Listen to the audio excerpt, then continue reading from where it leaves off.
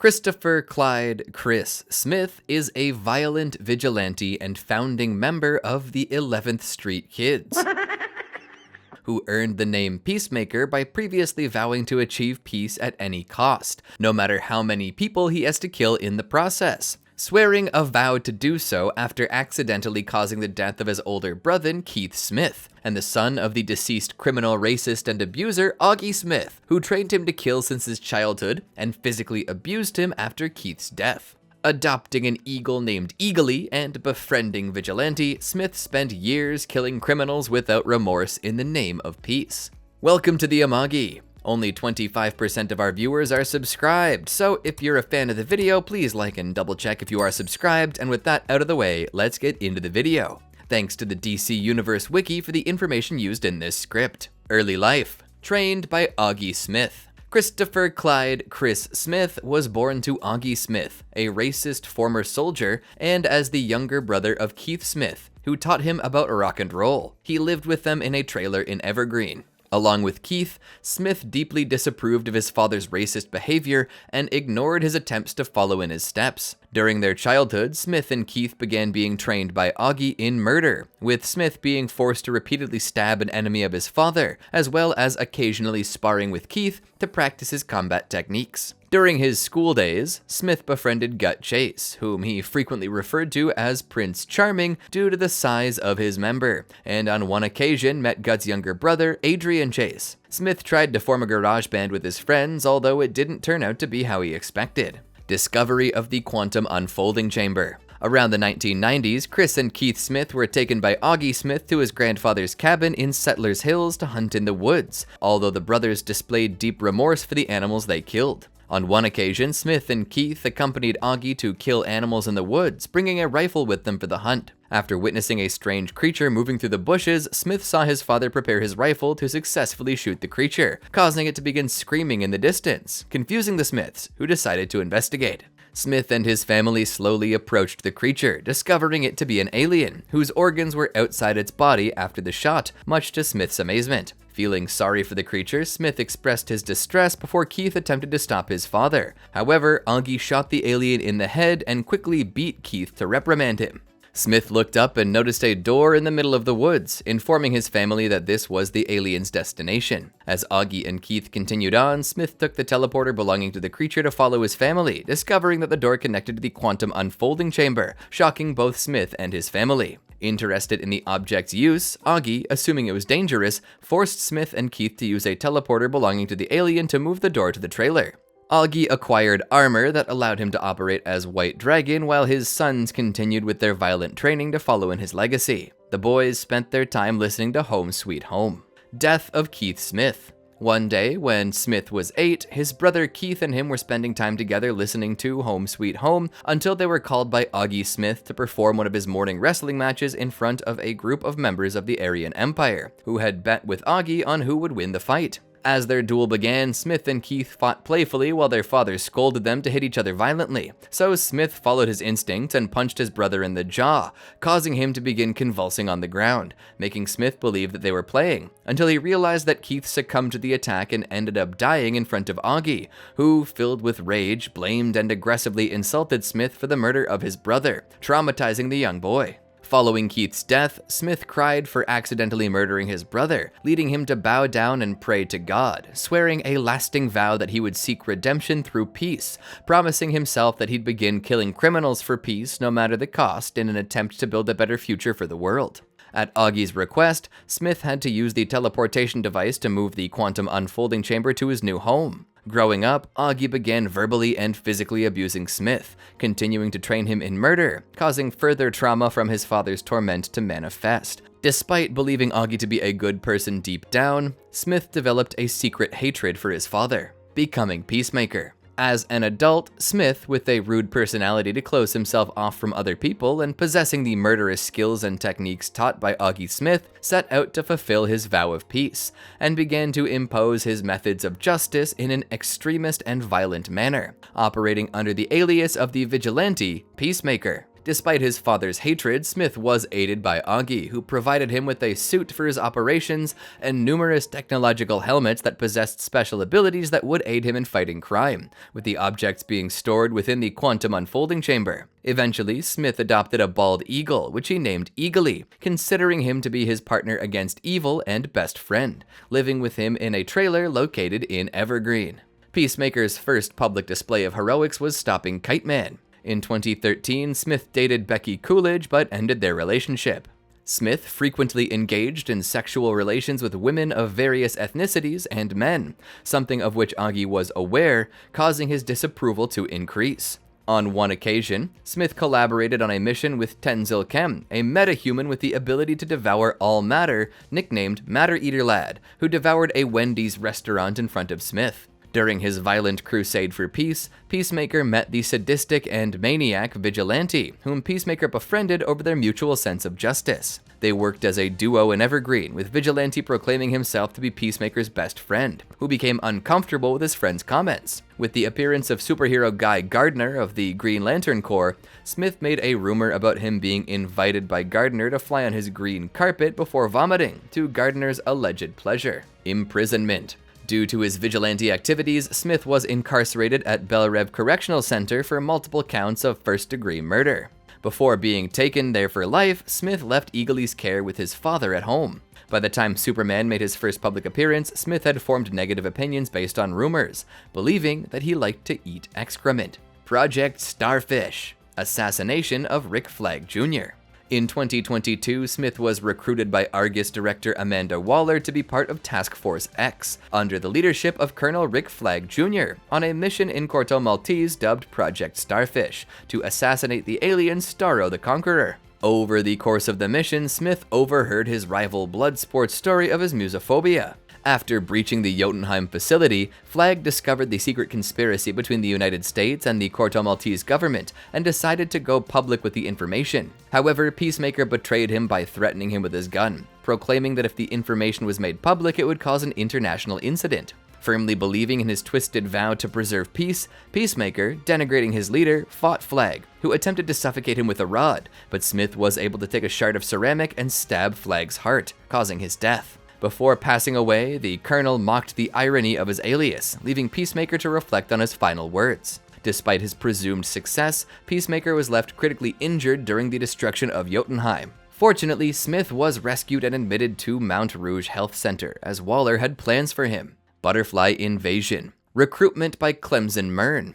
Months after the completion of Project Starfish, Smith was discharged from the hospital, and not knowing what to do, he went to Jamil to ask for his trust, as he was supposed to be in prison, and Jamil encouraged him to leave. When Jamil believed Smith was a racist superhero, Smith felt no one took him seriously, and spoke of his vow to kill as many people as necessary to ensure peace. Upon leaving the hospital and going home, Smith became emotional, where he saw the messages Vigilante had left him when he was in prison. However, Smith's house was raided by Clemson Mern's team, who told him about joining the task force in exchange for his freedom.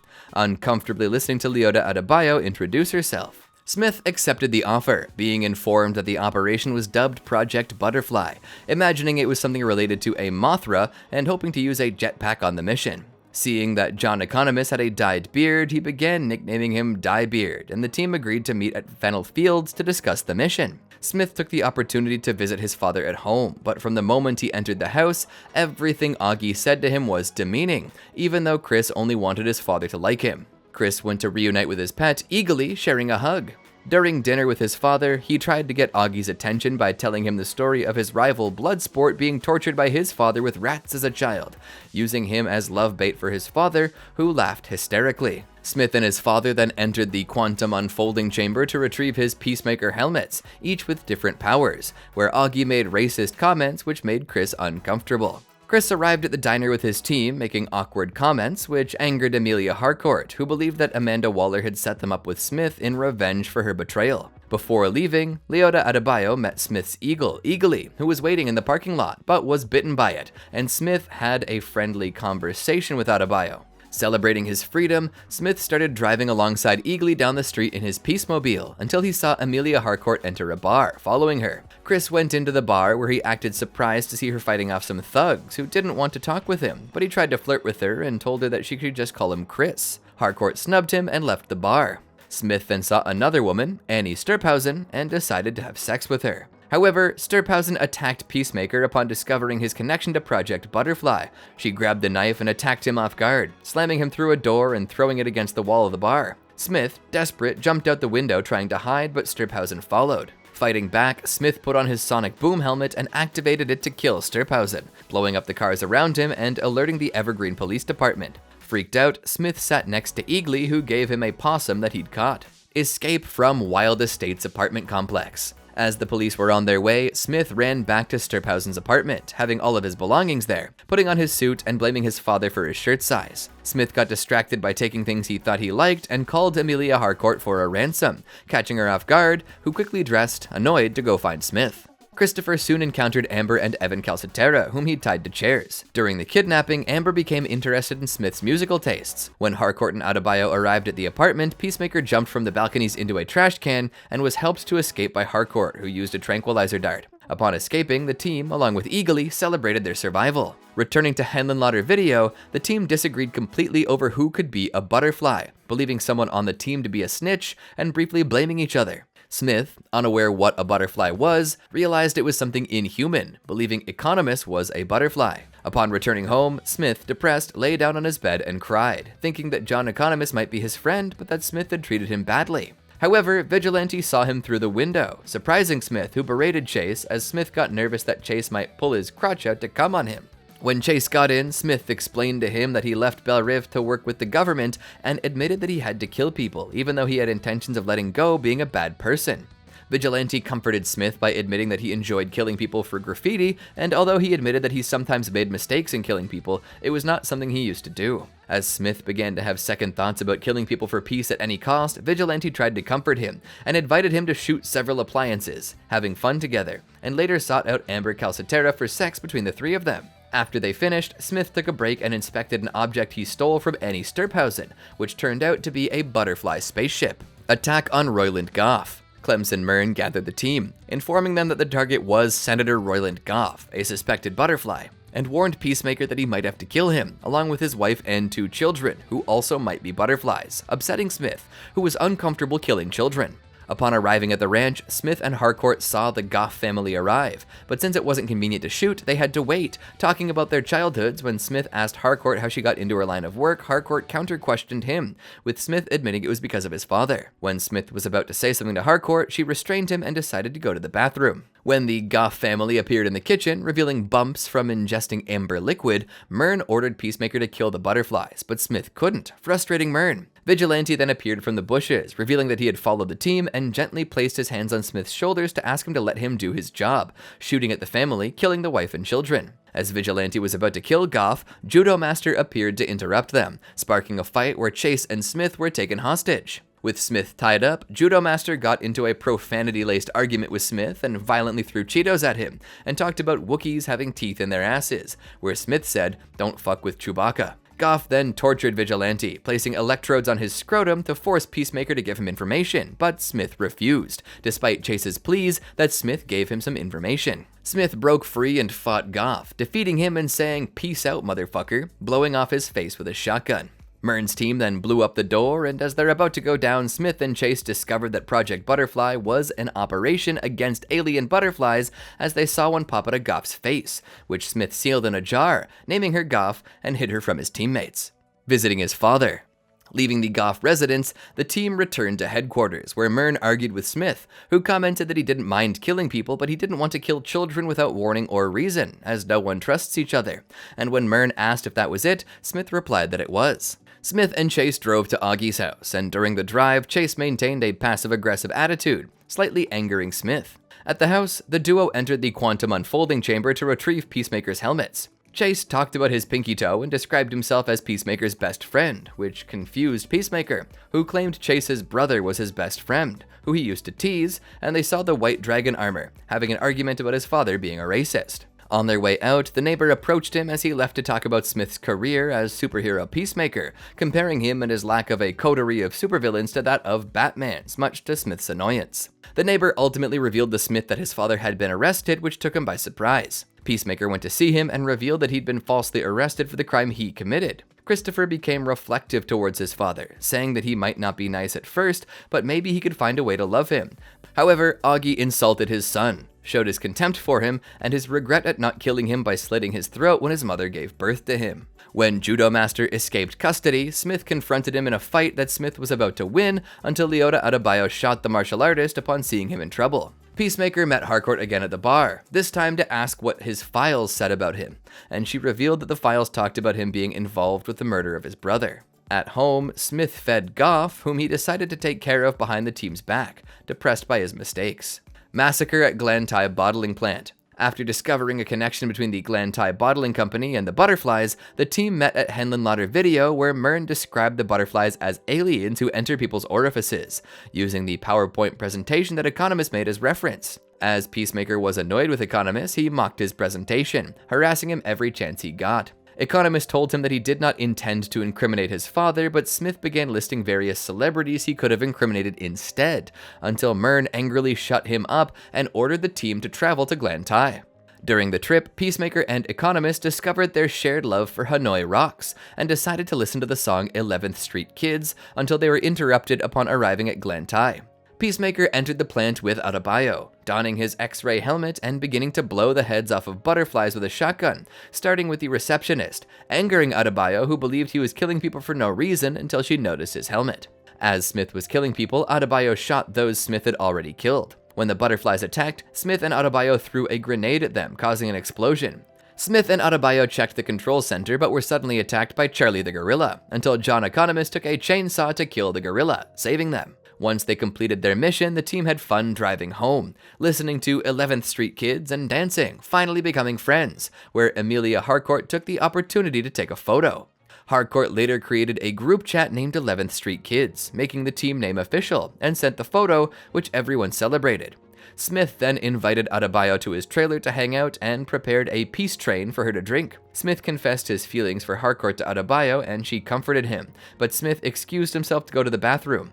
Without Smith knowing, Lyoto took the opportunity to betray Smith by hiding a fake diary that Amanda Waller instructed her to put in his house. Chased by the Evergreen Police Department. The next day, Smith was contacted by Jamil, who asked for his help for his daughter Adiva presenting himself as Peacemaker at school, which he accepted. During the school presentation, Smith introduced himself and told the story where he confronted Kite Man, also talking about Eagly, and giving each child names based on their physical attributes, including Sad-Eyed Boy, Gender-Swapped Alfred E. Newman, Canadian Tuxedo, Urkel, Chubby, World Rubik's Cube Champion, and the last one told Smith he was a loser. A girl asked Smith if he knew Becky Coolidge, whom Smith hadn't seen since 2012, and the girl claims to believe Peacemaker was her father. Adiva asked Smith if he had an origin story, something that left him frozen, recalling the time he accidentally killed Keith. As they left the class, Jamil thanked Peacemaker for coming. Peacemaker returned to his trailer where he fed Eagly and Goff, calling the butterfly Goofus. Vigilante arrived to visit Peacemaker at his trailer where they saw Goff using the amber liquid to create a peace symbol, trying to communicate with them, so they decided to try to interview him. Peacemaker asked Goff to answer yes or no questions, but became enraged by Chase's ridiculous questions and his failure to understand the rules, yelling in his face. However, the Evergreen Police Department broke into Smith's house to arrest him for the murder of Annie Sturphausen, so Vigilante, Eagly, and Peacemaker escaped through the roof.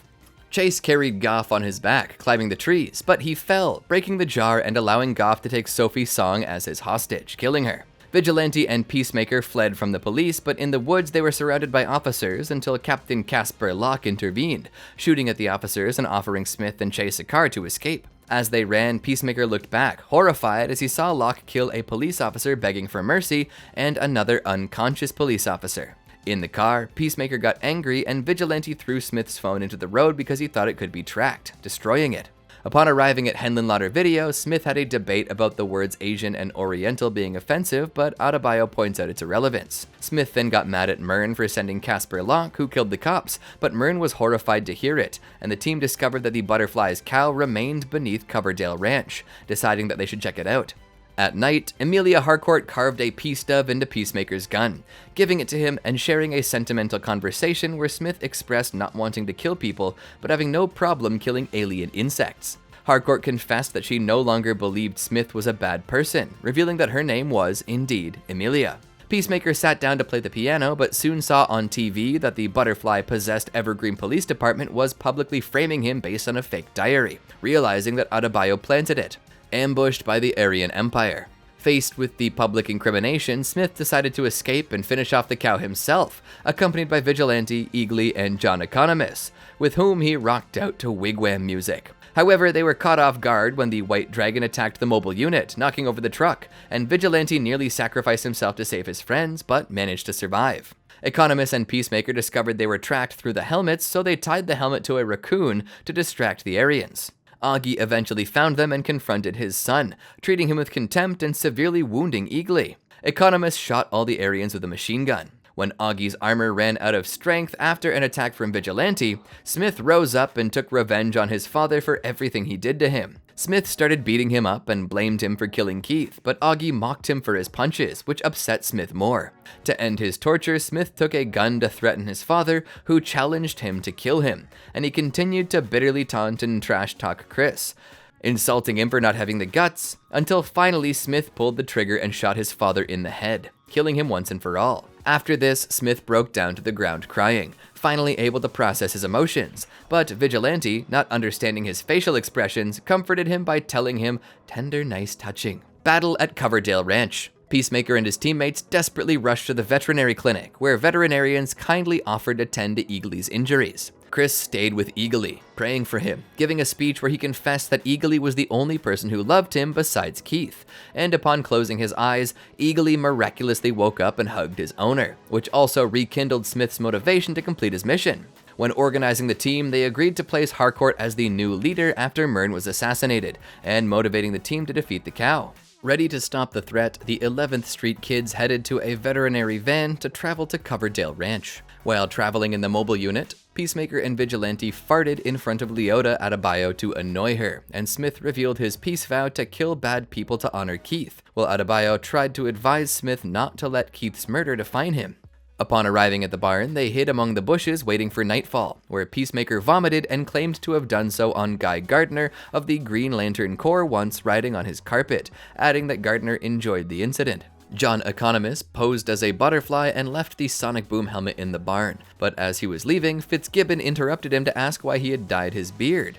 Overhearing this made Smith feel bad after mocking him. When Economist was discovered, Adebayo activated the helmet remotely, collapsing part of the barn to distract the butterflies, saving Economist. As they prepared, Peacemaker, Harcourt, and Vigilante rushed to the ranch with weapons and caught the butterflies off guard, killing several of them, and Smith followed Eek Stack Ick Ick into the ruins of the barn, encountering Goff, who soon told Smith to stop fighting and follow him. Goff revealed to Peacemaker the plans of the butterflies, who came to Earth believing that humans were headed in the same self-destructive direction that wiped out the butterflies' planet, seeking to save Earth no matter how many men, women, and children they had to kill in the process. Ick Ick asked Smith to help them save the planet, but Smith confronted his past experiences and refused for the sake of his friends to join the butterflies' cause, activating the human torpedo and causing Adebayo to fly against the cow, killing it and shooting Ick Ick and Locke, thwarting their invasion attempt. Returning to the surface, the team left the ranch, where Smith carefully picked up a fainting Amelia Harcourt, and they left for the hospital for treatment, before seeing the Justice Gang arrive late to help.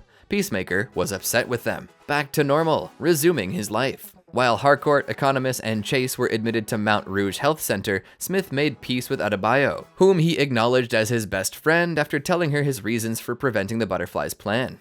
Inspired by Smith's change, Adebayo decided to clear his name alongside Chase and publicly exposed Amanda Waller's Task Force X operations.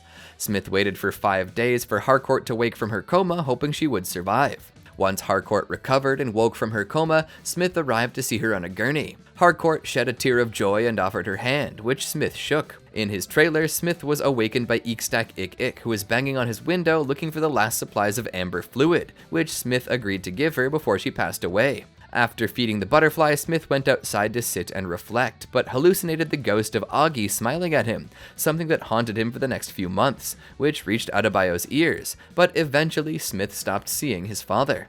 Adjusting to his new lifestyle, Smith left his trailer behind and took over his father's old house, moving into the residence with Eagly. On one occasion, Smith overheard Chase's interest in various animals such as spiders, owls, dolphins, and manta rays, but he told him he shouldn't be embarrassed. Smith regularly partied with Adebayo, Chase, and Harcourt, who was attacked by Eagly whenever she visited. Discovering Earth 2. In January 2025, Smith was woken up one morning by Eagly, who wanted to go flying outside. After seeing snow falling through his window, Chris opened his father's quantum unfolding chamber so that Eagly could fly around in there. After Eagly stopped responding to Smith's whistling, Chris began searching for him, thinking he may have gotten lost. Upon finding Eagly, Smith noticed a door and a variety of helmets similar to his own. Upon opening the door, Smith stepped into a trophy room dedicated to a superhero trio, one of whom was an alternate version of himself. Smith was then confronted by what he believed to be a hallucination of his father before running out the door. Interview about Superman. On May 20th, 2025, after Luthor Corp CEO Lex Luthor exposed Superman's true mission to conquer humanity as the dying wish of his Kryptonian parents, Smith joined the controversy surrounding the superhero, being invited by reporter Clevis Thornwaite, who interviewed him about his opinion on the matter. Smith commented on Superman's dark secrets and his ideology of believing himself superior to others, criticizing his need to kill only when necessary. During the interview, Smith proceeded to mock other heroes, stating that they were obsessed with him due to his physical condition, and he continued to insult Superman. Night out with Amelia Harcourt. On May 22, 2025, Chris and Amelia Harcourt went for dinner at Big Belly Burger in Evergreen. The two discussed Adebayo exposing her mother, Amanda Waller, an act which resulted in Harcourt losing her job at Argus. Harcourt confessed to Smith that she no longer felt special now that she was barred from returning to Argus, a point Chris challenged, insisting that her value remained, regardless of her career. At that moment, Maeve arrived with the drinks Smith had ordered. They drank together, and Maeve even joined in. After sharing 6 shots together, Chris and Harcourt prepared to leave the burger joint. On their way out, Chris intervened when a catcaller began harassing Harcourt, lightening the mood as he handled the situation. Just then, Harcourt noticed a nearby entrance to a music cruise featuring a performance by the hard rock duo Nelson. Chris, eager to keep the night going, persuaded a reluctant Harcourt to join him aboard. Once on the cruise, the energy of the crowd and Nelson's performance of To Get Back to You pulled them in. Fueled by the music and a surge of emotion, Chris and Harcourt shared a spontaneous kiss. However, as the moment ended, Harcourt abruptly left, leaving Chris disappointed. Interview with the Justice Gang.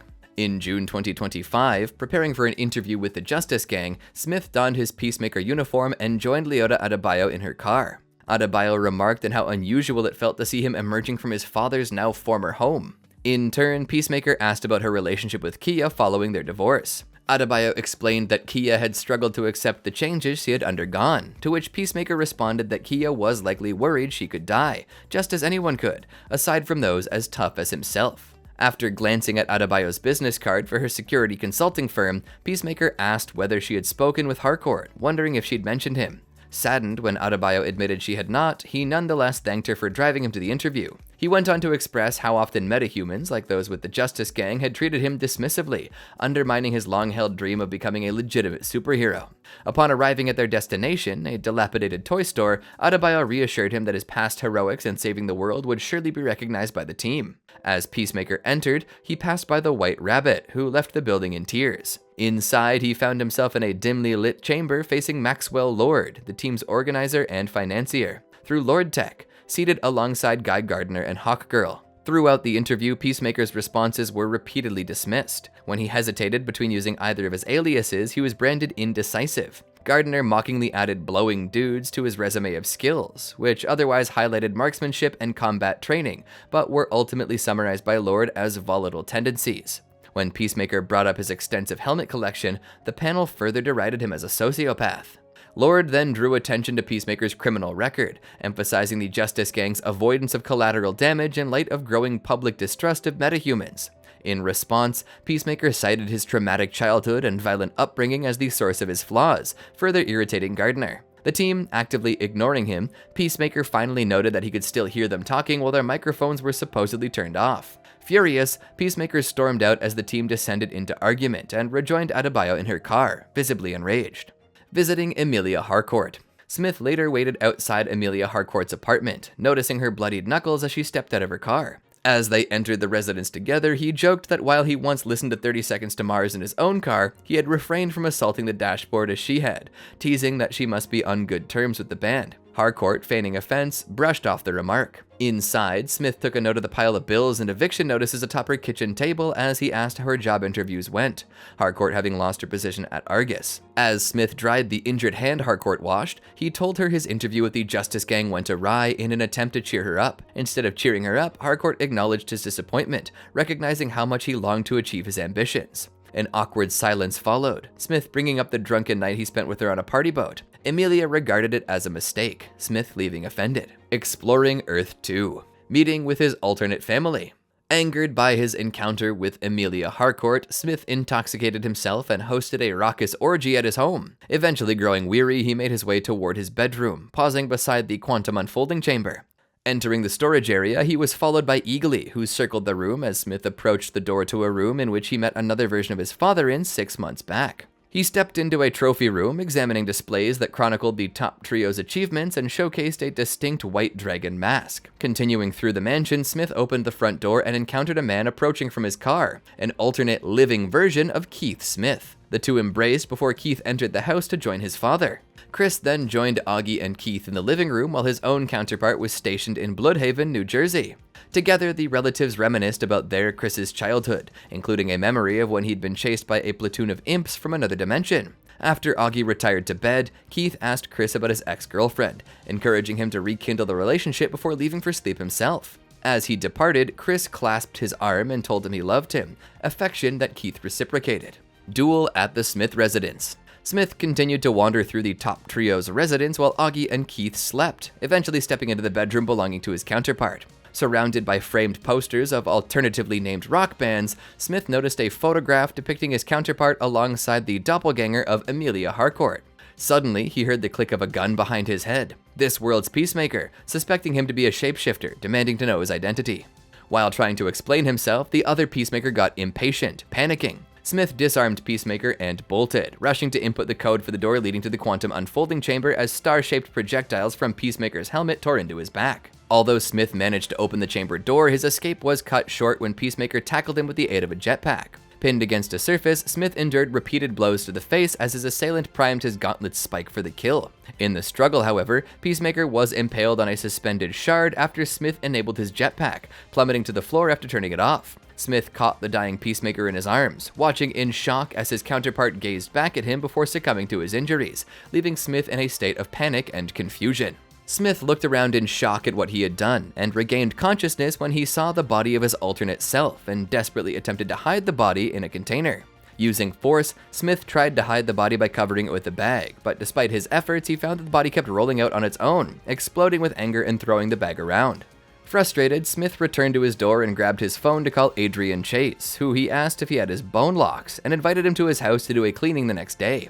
Smith then went to the bathroom to take a shower where he desperately rubbed his arms to clean the blood spilled in the fight, breaking down in tears. The next morning, Smith woke up depressed to make a cup of coffee in the kitchen and walked to the front door to pick up the newspaper, watching the strippers get up after the orgy party, with Hugo asking him to give them coffee, to which he agreed, going to the kitchen to pour another cup, until he heard a knock at the door. Smith answered and saw that it was Adebayo, who was denied entry since she had the strippers, pretending that the house was messy, watching Eagly walk at the door and gossip at Adebayo, with Smith telling her that it meant that the eagle liked her, which she wasn't so sure of. Meeting with Leota Adebayo. Smith sat down to talk with his friend, who showed him a picture that Argus had taken of him entering the quantum unfolding chamber the night before, and Smith explained what it was, saying that it could lead to 99 other universes. Adebayo was surprised that he had it in his room, to which Smith said that it used to belong to his father, and that he didn't use it much and let Eagly use it when it was cold. Adebayo was impressed because he had never told her, and Smith excused himself by saying that it wasn't a big deal as he'd had it since childhood, so it seemed normal to him, comparing it to her Christian Science.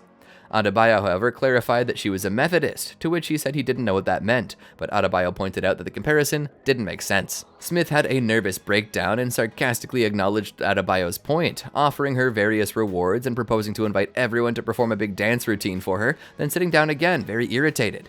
Adebayo asked if he was having another nervous breakdown, and he said he had a very bad night. Adebayo then revealed to Smith that Argus had been watching him since Rick Flag Sr. was appointed director, shocking Smith, who asked if he already knew that he killed his son, which Adebayo confirmed. Smith asked how she knew that, and Adebayo said she had a contact inside. She advised him not to use the portal and implored him to hand it over, otherwise they would treat it as possession of a nuclear weapon and they would use it as an excuse to send him back to prison. Helped by Adrian Chase. Suddenly, Adrian Chase arrived with cleaning supplies to help Smith. Adebayo then said goodbye, so Chase and Smith entered the house. However, when Chase quickly realized Smith had been having a sex party after seeing people sleeping naked in the living room, he expressed his disappointment. As they walked, Smith asked Zora to tell everyone to leave, prompting Chase to say he realized he hadn't washed his hands. However, Smith asked Chase why he was so angry, to which Chase asked why he had told him off, and Smith said he'd messed up. Chase told Smith about his frustration at having a sex party and not being invited, finding it outrageous, but Smith excused himself by saying he'd been depressed and trying to drown his sorrows. Smith also seemed puzzled by Chase's dislike of sex. However, Chase said he didn't like sex for sex's sake, but like many other people, saw it as an opportunity to connect with his best friend. Heading to the quantum unfolding chamber, Smith asked Chase to lock the door and was going to enter the code, but gave up after learning that Argus was watching him and eventually gave in. Smith told Chase he needed his help to gut the body of his alternate self that he killed and incinerate it, then clean out the cellar, which Chase thought was pretty cool, though Smith denied it. Walking through the cellar, Smith overheard Chase say he would love to meet an alternate version of himself, and upon reaching the body they became worried that the alternate family members would find out. Smith took out the bag that was covering it, and Chase loved the helmet. Consequently, the duo dragged the body out and took out their saws to cut it up. While Smith was disgusted by slicing up his doppelganger, Chase had no qualms and instead enjoyed it. Once sliced up, Smith wrapped them in a bag to be incinerated while Chase cleaned the floor. Smith then cremated the body as Chase approached, but they were interrupted with the kyphotic alien whom Smith yelled at to leave. Chase excitedly asked who it was, and Smith, very angry at the alien, described it as a rude man who never said hello to him. After finishing cleaning, Smith went to his room to drown his sorrows, and taking advantage of having taken his alternate self's cell phone, Smith began to review the photo album, seeing that he had several photos with an alternate Amelia Harcourt, with whom he was a couple, envying the life of his alternate self and looking towards the portal door, considering the possibility of returning and taking his alternate self's identity. 11th Street Kids Reunion. Smith, along with the other members of the 11th Street Kids, organized a rooftop hangout at Amelia Harcourt's apartment. Smith arrived with Leota Adebayo and was excited to see his friend John Economos again, calling him Econogoat and greeting him. Chase asked Smith if he came with Adebayo, but Smith said they only met on the stairs. They each grabbed a beer and Smith gave a pep talk, toasting together to being the 11th Street Kids, stating that no matter how far apart they were, no one could tear them apart. The group started drinking and dancing and having fun together. Smith glanced at Harcourt and made a fishing rod gesture to get her to come closer, managing to get her to talk to him, making jokes about Smith's mimicry, and then they both started chatting with Chase. Smith and Harcourt then began to contemplate the view of Evergreen from the rooftop, and when he saw Harcourt's scar, he asked her what had happened, and she said it was just a thug at the bar, reminding Smith of their first encounter at the bar where he'd followed her. Smith revealed to Harcourt that he'd followed her to that bar because he thought she was cool, flattering her by saying that the bar wasn't a place with good people, but an ideal place to pick a fight, and that he'd been worried about her ever since Task Force X was disbanded, to which Harcourt denied being so screwed up and returned to the group. Returning to Earth 2. Smith continued to get drunk until he passed out, and eventually returned home, where, while drunk, he stumbled as he entered his room, seeing a commotion which he attributed to Eagly, as he was unaware of the failed Argus break into his house. Smith then got up and walked over to his bed where he sat down to reflect, seeing Eagly, whom he asked to come closer so he could hug him in his drunkenness, until Eagly became upset and left. Smith then took his doppelganger's phone and tried to text the alternate Amelia Harcourt with a hello, realizing that the signal was not reaching because they were in another dimension. Smith entered the code to open the cellar and walked to the door to Earth 2, entering with difficulty staying awake due to his drunkenness, and heard his alternate father worrying about him. Smith felt the notification and saw that the other Harcourt returned the greeting accompanied with a sad heart emoji, sitting down to answer it. Smith asked if he could see her, but she said she wanted to be cautious, which he agreed to, but said that it was just about talking and not having a relationship again, agreeing to meet. Smith fell asleep and was woken up by Keith, who kicked him to get to work urgently, expressing his anger at Smith disappearing without a trace and the blood in the library. But Smith, still under the influence of alcohol, asked which library, confusing Keith. Smith tried to pretend to be his alternate self and claimed to say trophy room, so Keith asked him if he was hungover, which Smith affirmed, assuring Keith that he was just drunk. Keith then hurried him up and went to make breakfast, and upon getting up, Smith checked his phone, reviewing the conversation he'd had during the night, but seeing that it was already late, Smith hurried, urinating faster. Smith went to the closet to choose a shirt to wear, surprised by his alternate self's clothing, taking out some keys and then looking for a pair of pants, finding the pills his alternate self was taking. Once dressed, Smith went to the kitchen with Keith to tell him he was leaving, jokingly saying that all his clothes looked like Kardashian clothes, confusing Keith, who asked who they were. When Keith asked him where he was going, Smith said he was going to see Harcourt, expressing his indifference to the Marine. Upon leaving, Smith realized he didn't have a vehicle, so he returned to Keith to ask him a trivia question in order to get answers about that reality without arousing suspicion. Smith asked him for Amelia Harcourt's full address and to borrow his truck, discovering that she worked at Argus and owned a Peace Cycle, much to Keith's surprise. Smith went to the garage, impressed by his counterpart's Peace Cycle, excitedly putting on his helmet and marking the address of Argus headquarters on a map. Smith then drove the motorcycle to the Argus offices while listening to rock music and stopping at a traffic light, where he was applauded by a crowd of fans who admired his work as a vigilante, which flattered him. Smith saw a child telling him that he loved him to the point of crying, which Smith thought was exaggerated, and the woman next to him lowered her breasts for him, which surprised him, and impressed by all the love he received, Smith stated that it was the best dimension in the world, before the traffic light turned green, and Smith took off at full speed. Meeting the alternate Amelia Harcourt. Smith parked his Peace Cycle at the entrance of the Argus headquarters and headed to the reception desk where he was greeted by Billy, whom he asked about Amelia Harcourt. Billy greeted him familiarly and asked how Mr. Grant's test results had come out. Smith told Billy that the test had been positive, much to Billy's disappointment. Billy then asked Smith to get verified with a retinal scanner in order to enter the building, relieved that it had worked. Smith walked up to the offices where he saw Harcourt talking to a coworker, doubting he had come. Suddenly, Smith was greeted by Rick Flag, stunning him by reminding him of the men he killed, but he tried to remain calm by greeting him. Harcourt then approached and told Flag that they had personal matters to attend, so Flag left, glaring at Smith. Smith greeted Harcourt by her last name, surprising her, to which Harcourt realized he was joking and the two hugged, at which point Smith saw Flag watching them from across the wall of his cubicle. Harcourt suggested they go for a walk, which Smith accepted before seeing Flag trip over a trash can, realizing he was trying to spy on them. In the elevator, Harcourt expressed her gratitude to see him again, to which Smith made a joke about oral sex. When exploring Evergreen, Harcourt suggested they eat hot dogs from a park bench. When she bought them, she was going to put mustard on Smith's hot dog, accidentally putting on too much. However, Smith told her not to worry, saying he even liked it when it was more mustard than hot dog, making Harcourt laugh. The two walked through the plaza where Harcourt was excited to see some dogs running up to get petted, while Smith watched her. As she sat down on a bench, Harcourt asked what he wanted to talk about. Smith wanted to know how she was doing and if she was dating Flag, glad that she was being nice to him.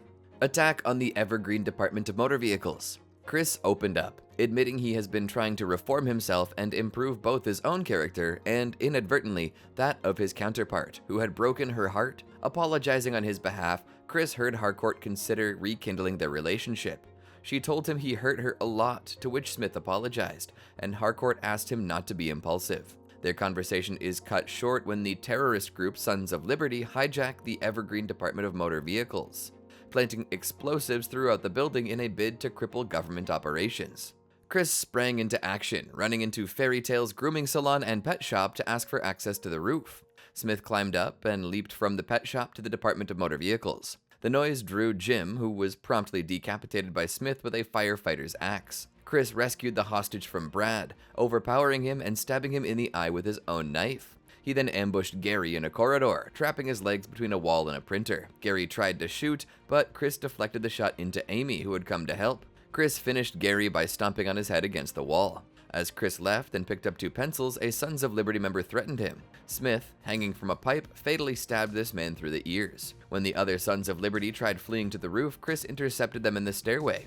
Smith shot 4 in the head. Running out of bullets, Chris threw the gun at the last man, knocking him out. Chris retrieved a gun and finished off the unconscious member. Chris deactivated the bomb and, alongside Keith, suited up as Captain Triumph, helping to destroy the Sun's getaway helicopter.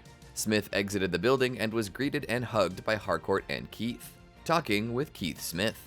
At his residence, Smith received a message from Amelia Harcourt telling him it was nice seeing him, telling him to let her know when she'd thought about what they discussed. Smith said he was happy to have seen her as well and told her he was taking a premature leave to take care of some business. Keith then went to serve him a beer, asking if everything was okay, which Smith confirmed. Keith sat down next to him to chat, telling him that his father had been worried and was disappearing more than usual, asking if he was taking pills, which Smith denied. Keith expressed his affection for Smith and that he would support him no matter the circumstances, trusting that he could tell him anything. Smith, seeing in the alternate Keith the brother he lost and wished he had, confessed to him that he missed him a lot, more than he could imagine, to which Keith said that he didn't have to miss him since he was right there, and that he would never abandon him. They toasted, and he congratulated him for having stopped the Sons of Liberty. Smith happily returned through the quantum unfolding chamber to his reality, unaware that Argus was about to raid his house. Hunted by Argus. Chased by Argus. Upon returning home, Smith lay down on his bed to rest, remembering Eagly, whom he found in the kitchen causing havoc with the food in the refrigerator, and he scolded him, asking him not to eat his food without success. Smith then received a text from John Economist with spelling errors, asking him to leave his house immediately, realizing that Argus was about to break in. He hurriedly went to the closet to lock the interdimensional device and warned Eagly that they had to leave. When Eagly didn't listen, Smith took a cookie out of the refrigerator to use as bait to follow him, and while Argus stormed the front door, Smith escaped through the back.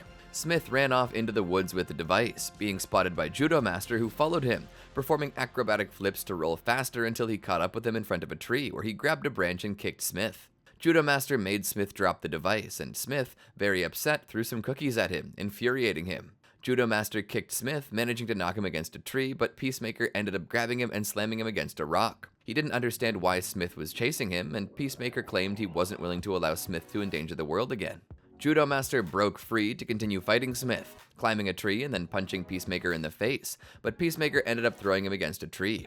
Smith tried to escape, but he was followed, but he grabbed him from above and tried to strangle him. However, Smith took advantage of the fact that they were on a hill and threw himself, causing them to crash into a tree and Smith to fall on top of him, knocking him unconscious, with Smith mocking him.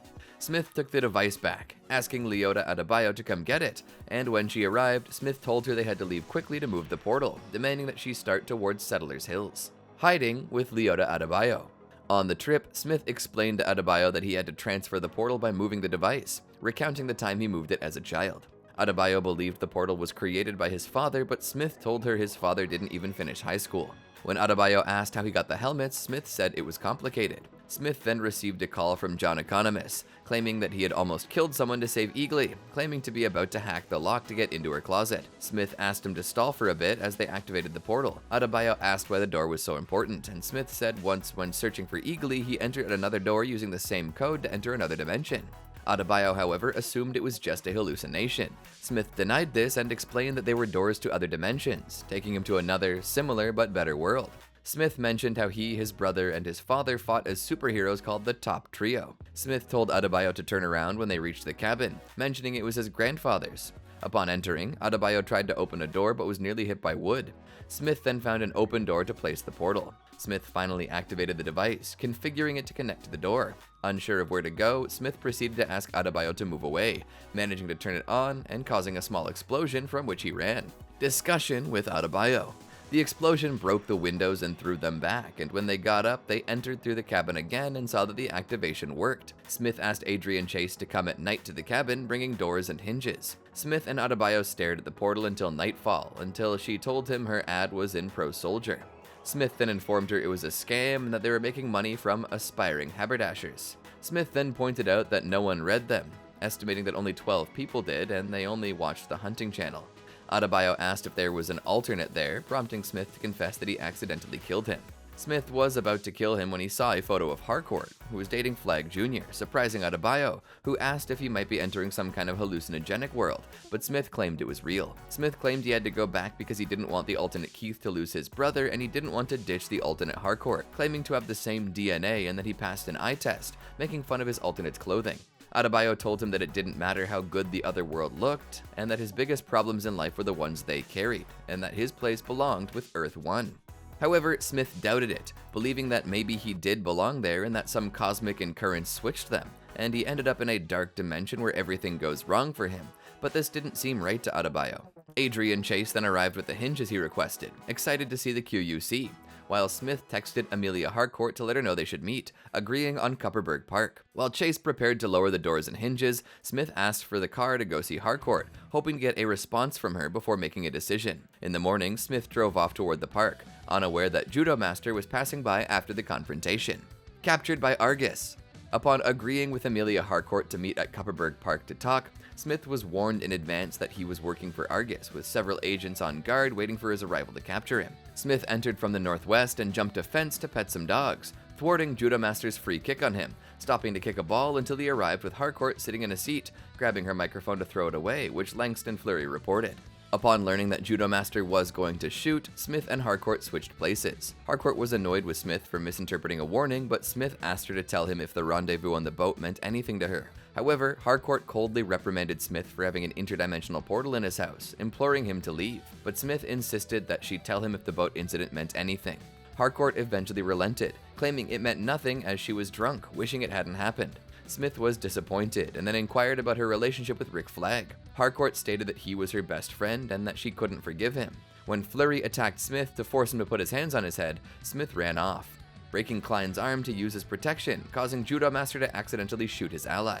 The agents aimed at Smith, demanding he surrender, but Smith told them to step back, calling Fleury Shaft, which Fleury took as a compliment, and Harcourt ended up knocking out Smith.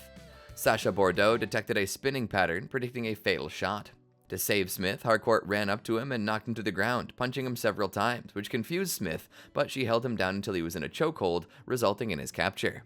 Attacked by Rick Flag Sr. Smith was taken to Argus headquarters and escorted by agents to a room for interrogation by Rick Flag Sr., where his handcuffs were removed, leaving him alone with Flag. Smith acknowledged that he had every right to be angry, expressing his deepest regret for the murder of his son, telling him that he admired him, but that he had endured difficult circumstances. However, Flag ignored Smith's words and erupted in rage, brutally slamming him against a wall.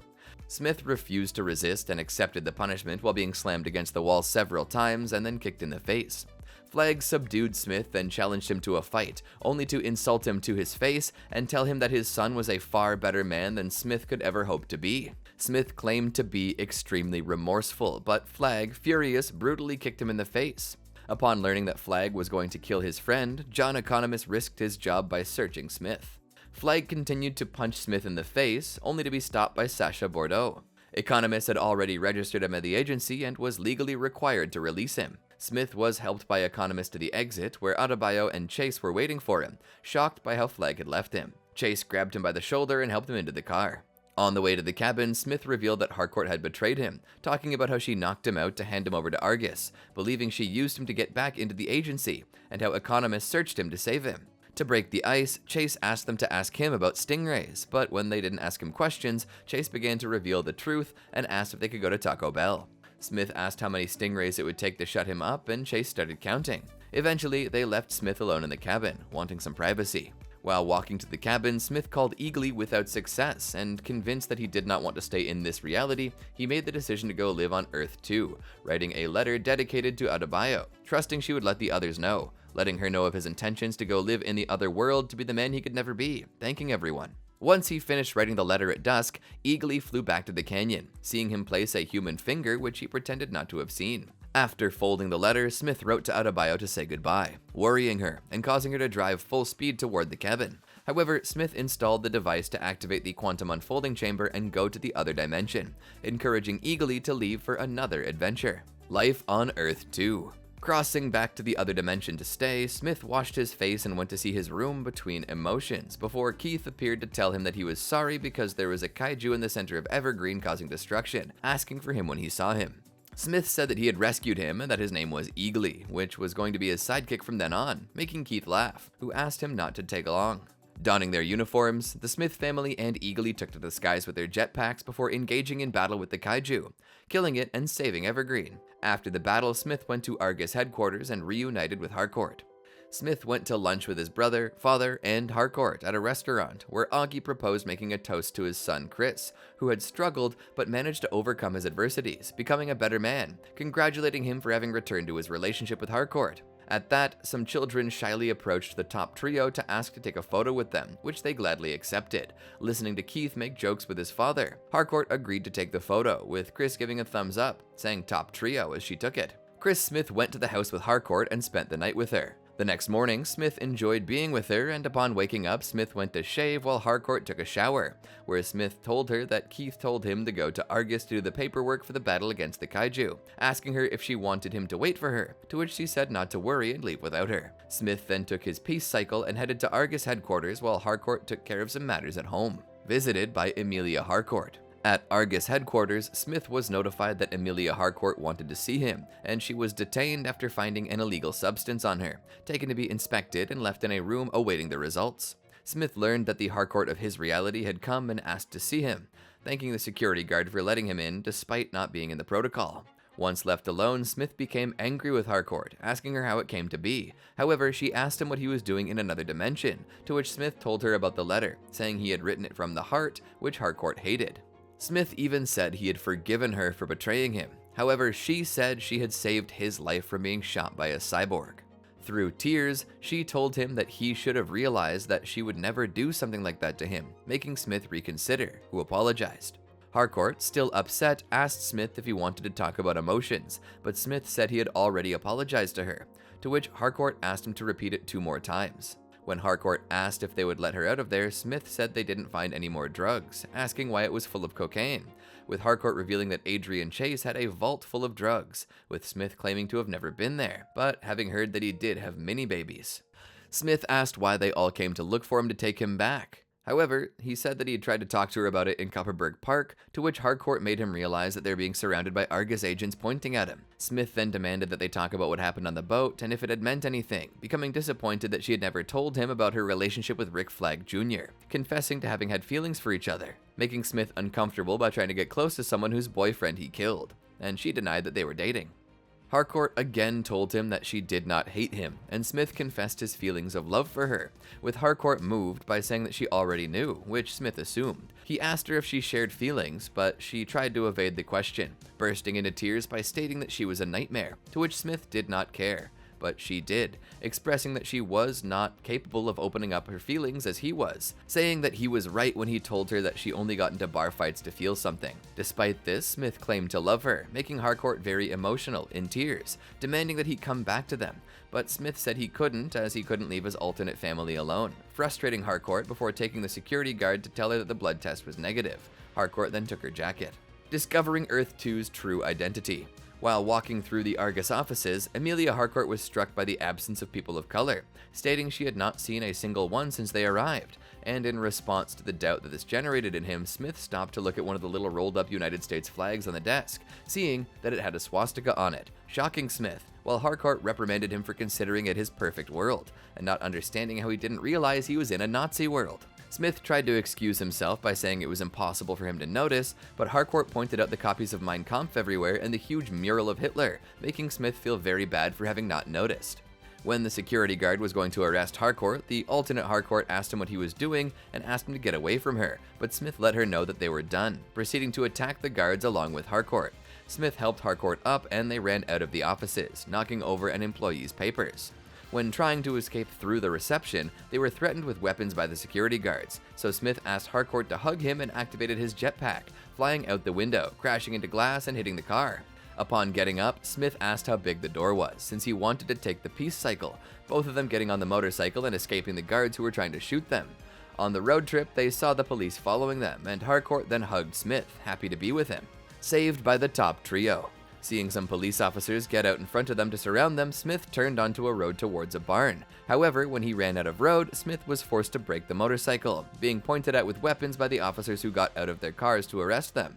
However, they were surprised by loud explosions aimed at the police cars, seeing the Blue Dragon and Captain Triumph dismount from their jetpacks, with Auggie annihilating police officers with his submachine gun and Keith confronting Smith face to face.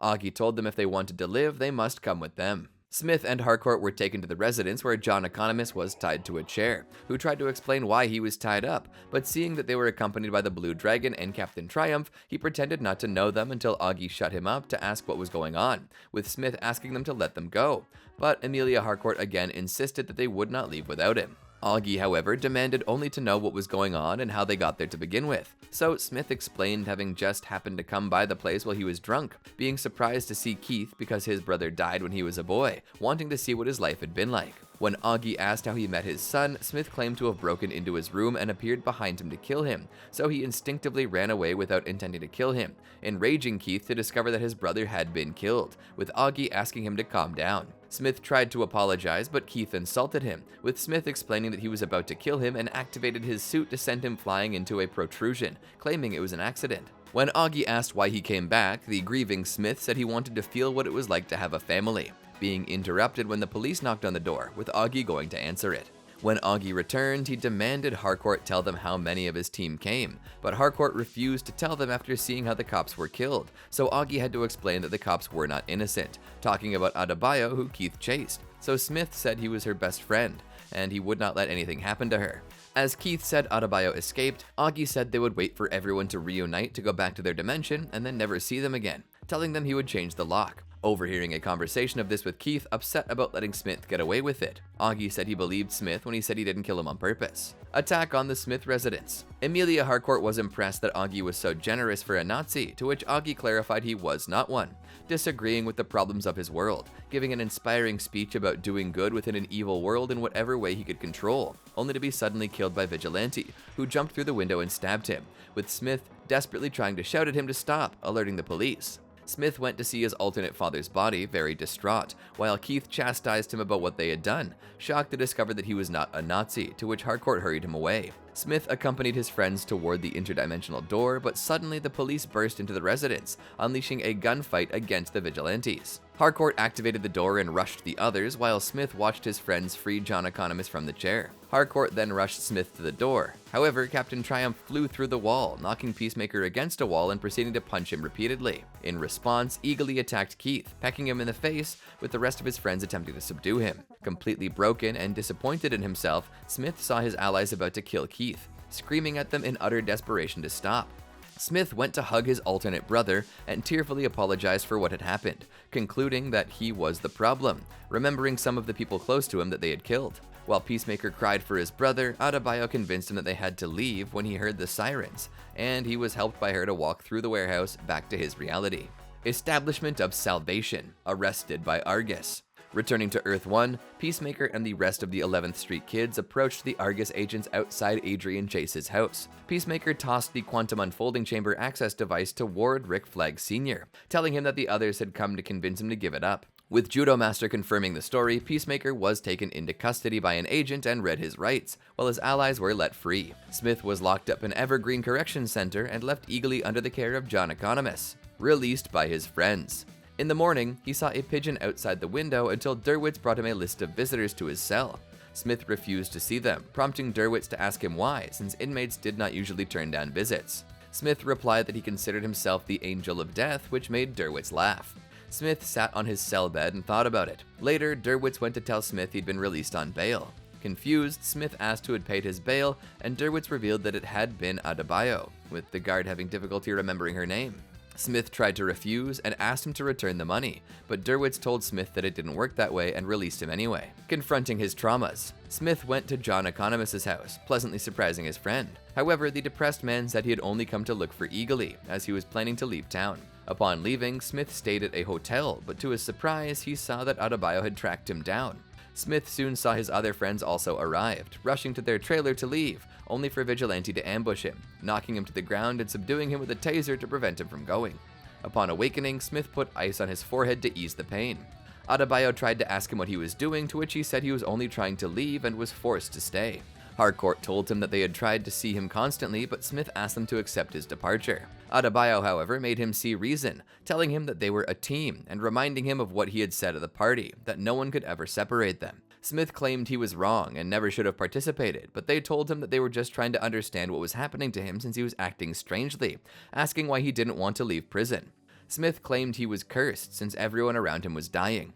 Adebayo looked him in the face and made him understand that every time someone around him died, it was because he didn't listen to himself, since when he knew who he truly was, he touched people, bringing tears to his eyes as he let her know that thanks to him, she knew her calling, and made her feel loved. Adrian then called him his best friend and told him that he didn't want to shoot stuff without him, with Adebayo speaking on Economist about the countless times she risked her job for him. Harcourt called him out and confessed that they were tied, forced to listen to someone else, either Amanda or Flag, confessing his hatred for them. Adebayo told him they had plans to start their own agency, but they needed him, causing Smith to reconsider. When everyone left the hotel, Smith called Harcourt to ask her again about the boat date and if it meant anything, insisting that he wanted to know, with her finally revealing that it meant everything.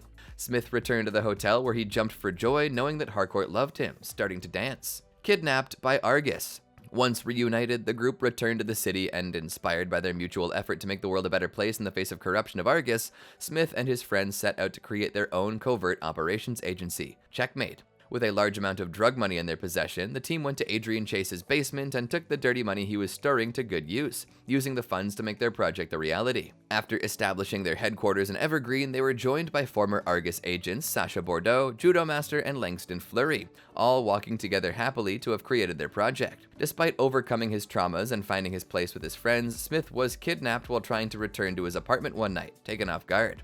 Smith had a bag placed over his face and was forced into an Argus van, where he was handcuffed without understanding what was happening, until they reached the old Luthor Corp base, where they guarded the interdimensional portal. Smith was taken out of the van and had his bag removed, confused to see Rick Flag Sr. He asked what was happening, being escorted to the door to be transported to Salvation, where he was uncuffed. Flag then revealed his intentions to use the dimension as a prison for metahumans, thanking him for volunteering, discovering that his signature was faked to force his confinement on the planet in revenge for Flag's son. Smith attempted to run towards the door, but it evaporated in front of him, worrying Smith as he was stranded on an unknown planet while hearing sounds of creatures approaching. Did you enjoy our video? Be sure to check out all these other great videos from the Auggie, and make sure to subscribe and ring the bell to be notified about our latest videos. Thanks for watching, and we'll see you next time.